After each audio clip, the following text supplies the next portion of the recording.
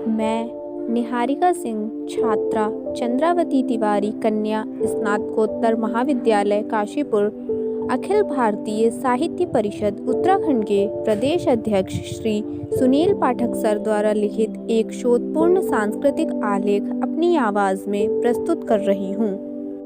अद्भुत कथा ब्राह्मण दिवाकर भट्ट की। यह कथा है 10वीं शताब्दी के ब्राह्मण दिवाकर भट्ट की। हिंदू धर्म और संस्कृति के विषय में प्रायः यह भ्रामक धारणा है कि हिंदू धर्म संकीर्ण और परिधि केंद्रित धर्म है, पर दिवाकर भट्ट की यह कथा इस धारणा का खंडन करती है। यह कथा भारत से बाहर दक्षिण पूर्व एशिया में भारतीय संस्कृति के विस्तार और उत्कीर्ण की भी कहानी है। यह कथा भारत और कंबोडिया के प्राचीनतम गहन संबंधों को भी परिभाषित करती है। हिंदू संस्कृति के विषय में एक अन्य भ्रांत धारणा है कि यहाँ समुद्र यात्रा वर्जित रही है, पर दिवाकर भट्ट की कहानी इस धारणा का भी परिहार कर देती है, क्योंकि दिवाकर भट्ट 10वीं शताब्दी में भारत के मथुरा नगर से समुद्र मार्ग द्वारा ही कंबोडिया पहुंचे थे। ब्राह्मण दिवाकर भट्ट की कथा के अभिलेखीय प्रमाण मिलते हैं। कंबोडिया के प्रीह एंड कोसोई नामक स्थान में एक विशाल विष्णु महेश्वर मंदिर अवस्थित है। इस स्थल का प्राचीनतम संस्कृत नाम द्विजेंद्रपुर था, जो कालांतर में कंबोडिया की खमेर भाषा में प्री एंड कोसोई शब्द में परिवर्तित हो गया। भारत और कंबोडिया का संबंध अति प्राचीन काल से घनिष्ठतम रहा है। प्राचीन काल में प्रायः ब्राह्मण, सन्यासी एवं परिव्राजक धर्म एवं संस्कृति के प्रचार हेतु कंबोडिया जाते रहते थे। ऐसे अनेक परिव्राजक प्रचारकों के अभिलेखीय साक्ष्य कंबुज के इतिहास में उपलब्ध हैं। ये अधिकांश साक्ष्य संस्कृत भाषा में अभिलिखित है। ईसा की प्रथम शताब्दी में भारत के कलिंग प्रांत से सर्वप्रथम कौंडिन्य नामक ब्राह्मण दैवीय प्रेरणा से कंबोडिया गया और वहां के निवासियों को उसने भारतीय संस्कृति से आलोकित किया। साक्ष्यों के अनुसार कौंडिन्य ने यहाँ के निवासियों को वस्त्र पहनना सिखाया। आज भी कंबोडिया निवासियों के परिधान पर भारतीयता का पूर्ण प्रभाव है। वहाँ पर कबेन बिल्कुल भारत की धोती जैसा परिधान है। जिस समय दिवाकर भट्ट कंबोडिया पहुंचा, वहां राजा राजेंद्र वर्मन का शासन था। राजा राजेंद्र वर्मन अत्यंत प्रतापी एवं गुणग्राहक सम्राट था। वह विद्या प्रेमी था, विद्वानों का आदर भी करता था। दिवाकर भट्ट की गहन विद्वता ने राजेंद्र वर्मन को अतीव प्रभावित किया। इस संबंध को चिरस्थायी बनाए रखने के लिए कंबुज नरेश ने अपनी पुत्री इंद्रलक्ष्मी का विवाह दिवाकर भट्ट से कर दिया। इस मंदिर की चौखट पर ही दिवाकर भट्ट द्वारा संस्कृत का एक शिलालेख उत्कीर्ण कराया गया। इस अनुपम छंद शैली में उत्कीर्णित शिलालेख में दिवाकर भट्ट का आत्मकथ्य अंकित है। इसमें दिवाकर भट्ट ने अपने जन्म स्थान मथुरा तथा श्री कृष्ण का उल्लेख बड़े गर्व के साथ किया है। इस लेख में यमुना नदी का वेद ध्वनि से गुंजरित मथुरा नगर तथा कालिया नाग एवं असुरों के संहारक श्री कृष्ण का ओजस्वी वर्णन मिलता है। मूल संस्कृत श्लोक निम्नवत है।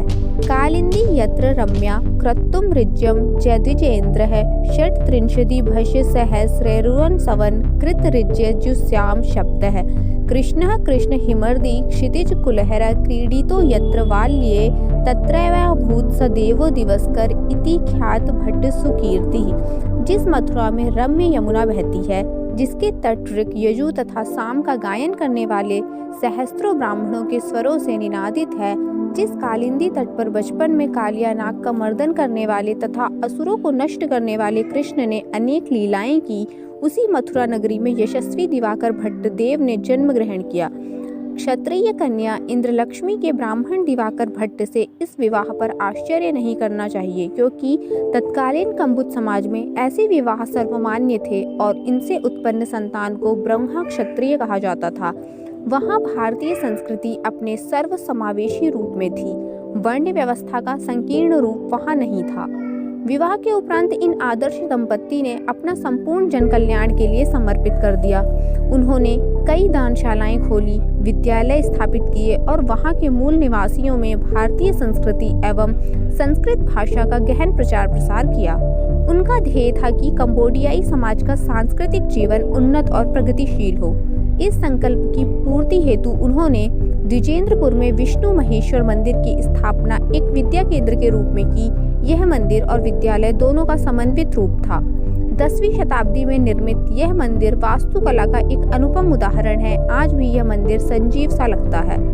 जन कल्याणार्थ दोनों दंपत्ति ने मंदिर के समीप ही चिकित्सालय स्थापित किया, एक सरस्वती भारती की प्रतिमा स्थापित की। उस युग में कंबुज समाज में शिक्षण केंद्रों को अत्यंत आदरणीय स्थान प्राप्त था। इनमें जातीयता को स्थान नहीं था। समाज का प्रत्येक वर्ग यहाँ शिक्षा प्राप्त कर सकता था। यहीं से ब्राह्मण और बौद्ध विद्वान शिक्षा प्राप्त कर निकलते थे और अपना संपूर्ण जीवन को समर्पित करते थे। इन विद्यालयों में वेद, वेदांग, शिल्प एवं भाषा शास्त्र का गहन अध्ययन अध्यापन होता था।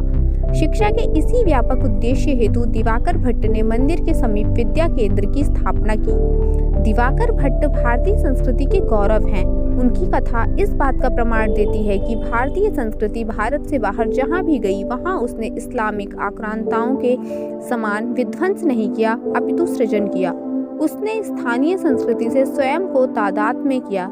इसी बात को रेखांकित करते हुए मेरे मानस गुरु डॉक्टर बैजनाथ पुरी ने अपनी पुस्तक सुदूर पूर्व में भारतीय संस्कृति और इनका इतिहास नामक ग्रंथ में लिखा है, भारतीयों ने इन देशों में राजनीतिक, सांस्कृतिक एवं धार्मिक क्षेत्रों ने अपना अंशदान किया, पर वहां उन्होंने अपने छोटे छोटे राज्य स्थापित किए, स्थानीय निवासियों को अपनी संस्कृति की देन दी और उन्हें भारतीय धर्मों के अनुसरण में प्रविष्ट किया। उनका ध्येय स्थानीय जनता को जागृत करना था। उन्होंने उन्हीं देशों को अपनी मातृभूमि बना लिया। भारतीयों ने अपने को उसी देश का अंग माना, स्थानीय संस्कृति को अपना और अंत में उसी में लुप्त हो गए। दिवाकर भट्ट की इस अन्वेषण कथा के साथ ही एक दूसरा अद्भुत प्रसंग भी जुड़ा हुआ है।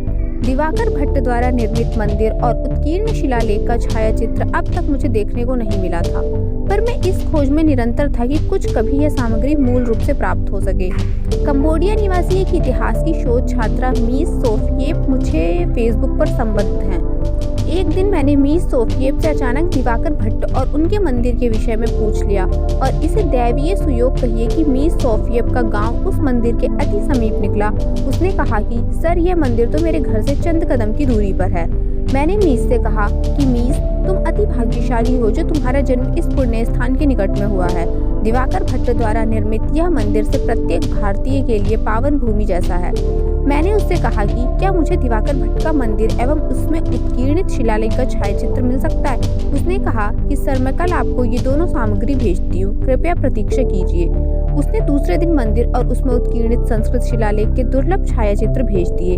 उन्हें देखकर मैं प्रफुल्लित हो उठा। यह मेरे लिए अतीब दुर्लभ सामग्री थी, शायद भारत में अभी तक अप्रकाशित। दिवाकर भट्ट की इस अनुपम कथा को मैं प्रकाश में ला सका तो इसका आधा श्रेय कंबोडिया की शोध छात्रा मीस सोफिएप को भी है। दिवाकर भट्ट की कथा बहुत प्रेरक भी है और गर्व से हमारा मस्तक ऊंचा करने वाली भी है। दिवाकर भट्ट और उनकी पत्नी राजकुमारी इंद्रलक्ष्मी की कहानी कंबोडिया के वायुमंडल में आज भी सुरभित है। यह कथा विदेशों में हिंदू सामग्री संस्कृति की प्रचार प्रसार की कहानी भी कहती है। इस कथा का उल्लेख हमारी पाठ्यपुस्तकों में भी होना चाहिए था, जो नहीं हुआ। धन्यवाद।